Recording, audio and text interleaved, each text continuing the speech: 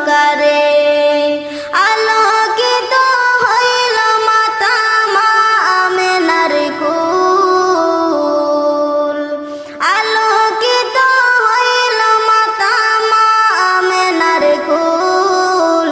সকল নবী হইতে শ্রেষ্ঠ আখেরি রাসূল, তুমি কোন বাগানের ফুল। দু জাহানের বাদশা নবী পাইয়া সুখবর, হুর ফেরেশতা আসলেন ভবে মা আমিনার ঘর।